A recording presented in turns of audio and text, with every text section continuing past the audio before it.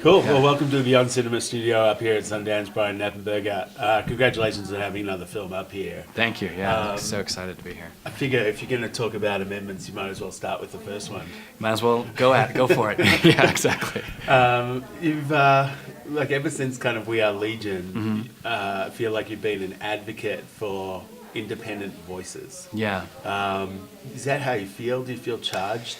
I do feel charged. I do feel like to some degree that's how you start a film. You get pissed off or angry or just really passionate about something, and then you just kind of go head first, and then at some point you've realized you dug yourself into a hole and you have to get out somehow, but and tell the story. But yeah, I definitely feel charged about what's happening now, particularly around the First Amendment.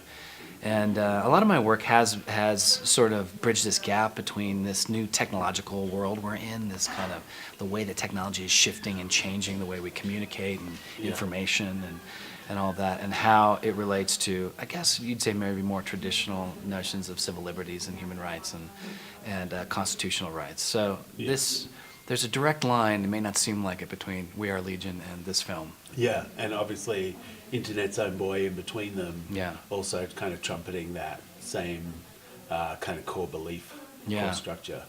Yeah, definitely. That core belief in the First Amendment and in free speech, but also in a landscape that's changing dramatically. Yeah, it feels like, everything becoming politicized and polemical and having this polarization, that this film, like Belaya versus Gawker, or Hulk Hogan versus Gawker, could quite easily be Florida versus New York or something like that, where it's like geographic. I think that's exactly right. I mean, look, we were really captivated by what was happening in this kind of simmering courtroom in Florida between Hulk Hogan and Gawker Media, but you couldn't separate that from the larger political landscape. This very contentious, very bizarre in some ways, unprecedented political campaign that was going on. So you did see, I think, very much so. You saw some of the same kind of lines being formed. Yeah. And Florida's a very important political state.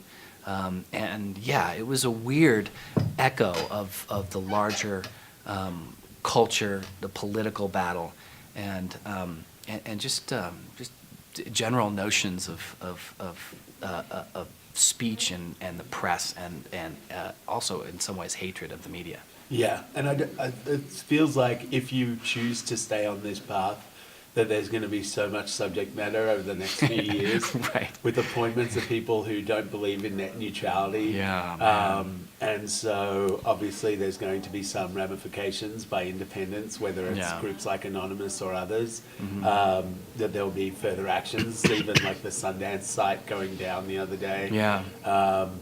Now, like it was kind of driven home by the fact that you have, Donald Trump participating in the WWE or WWF at the beginning of the film. I sort of vaguely knew that was out there, but when we found it, it was just it seemed bizarrely, like so many things in this film, just felt so bizarrely appropriate to what we were doing. Yeah. And that juxtaposition of that's the person or they're the people we're celebrating at the highest level now just seems mythically grotesque. Yeah, there's so many parallels here between this case and this sort of larger political battle. Now, I don't think like a lot of people appreciate that one of your subjects says it straight in the beginning of the film, that this is one of the most important cases, that this Gawker Hulk Hogan case is one of the most important cases in kind of First Amendment history or US history for free speech. Why is that? Well, I think I agree with her. That's Leslie Sabin from The Nation, who says in the beginning of our film that this is one of the most important First Amendment cases in American history. Like, don't be fooled just because it's about a sex tape. Right. Maybe because of that, it's really reaching towards that outer boundary of the First Amendment and where that line should be drawn. Gawker was hated by a lot of people, and a lot of people felt like they'd gone over the line. But the First Amendment protects a lot of pretty raucous speech, including hate speech. ACLU famously fought for the right for neo-Nazis to march in Chicago, and on the same day wrote a big statement, disputing everything that they talk about. Right. So at the core of it is speech. It's not an easy case, but it's clear that it's important. There's a little bit of the People versus Larry Flint in this. Right. And the same sort of like bold characters. Yeah.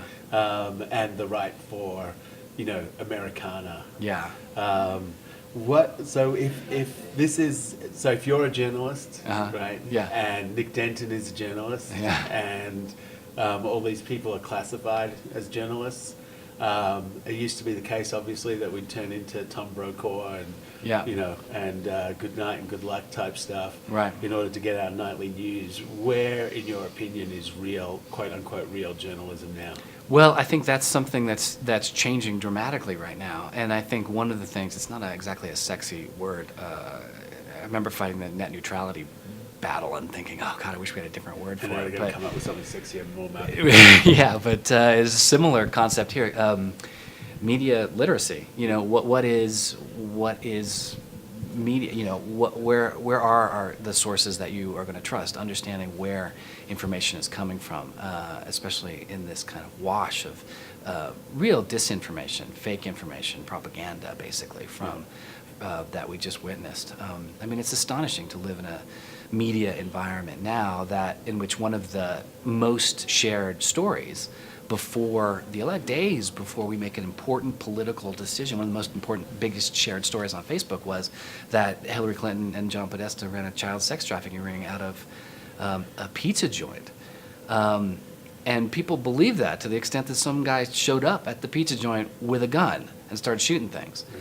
So, it's a wild world right now. Yeah. But I think and I think that's the kind of thing we're going to start figuring out. And it gets even more bizarre when you have a president that seems to have no regard for the truth at all. Even on the first day, essentially seemingly corralling his press secretary to push for false numbers on Inauguration Day. It seems so trivial, but what it signifies is fairly terrifying. It's absolutely terrifying. I think we have plenty to be terrified about Trump. Looking at his behavior as candidate Trump, he berated the press, called them scum, blacklisted some of them, said, the Washington Post, BuzzFeed, others, denied them the ability to get press credentials in the normal way. Yeah. He goes around them. It encourages his supporters to turn on the press. This is the mark of an authoritarian. Yeah. And if you thought that was going to stop when he became president-elect, you were sadly mistaken.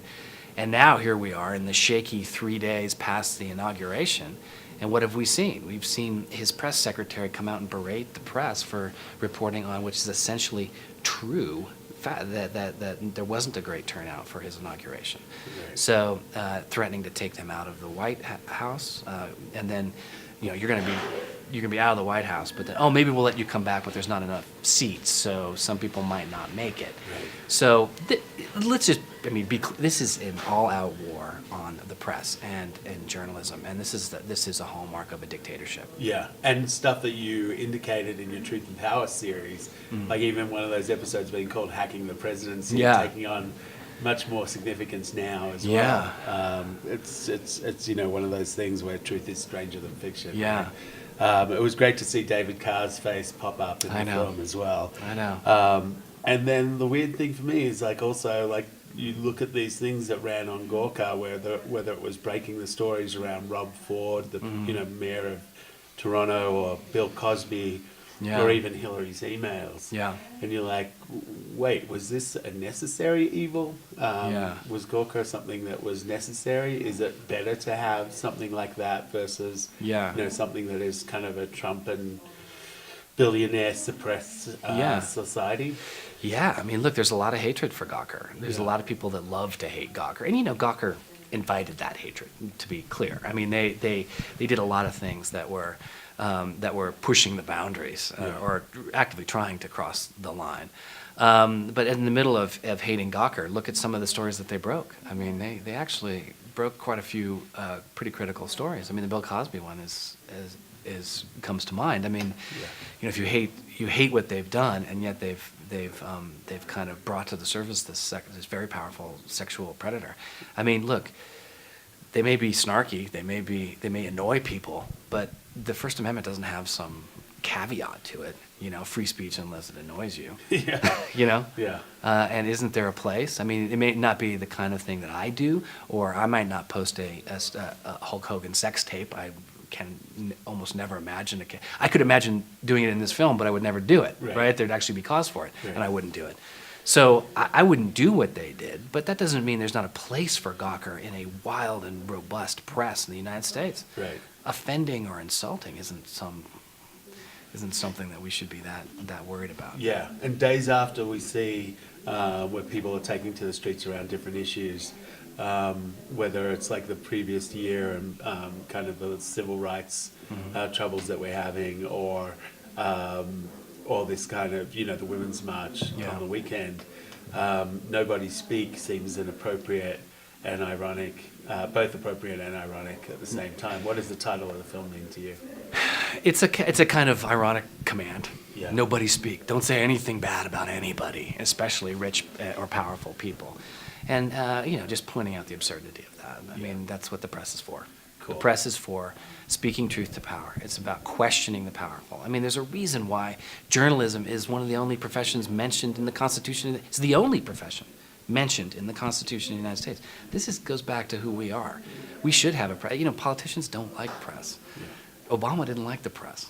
He even said that as he was partying. He said, look, I hated you guys, but I respect the right for you to exist, and I understand that this is important.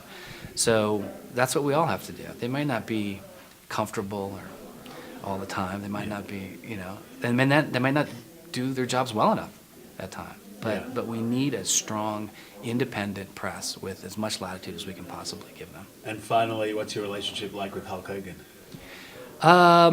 I think it's friendly. It's he's not in the film. I tried to get him in the film many times. I probably would still put him in the film if he wanted to do an interview. I'm sympathetic to his cause. I think that comes through in the film. Most people that see the film walk away sympathetic to him. I mean, Gawker posted a sex tape of him, a tape of him having sex. If there's not a line there, I mean, where is the line? So clearly, one of the reasons why I'm so interested in this is that there are no clear heroes here. Certainly the film does go, and the trial went into areas that were uncomplimentary to him. But I think by and large, hearing him on the stand, people walk away with a pretty sympathetic view, maybe more sympathetic than he has actually appeared in public in recent years, for sure. Yeah. Okay, cool. But you don't know if he's seen the film yet? Or... He hasn't seen the film yet, okay. No. All right, cool. No. Well, thanks for spending a few minutes with us. Yes. Congrats again. Great to see you. Of course. Cheers. Thanks, man.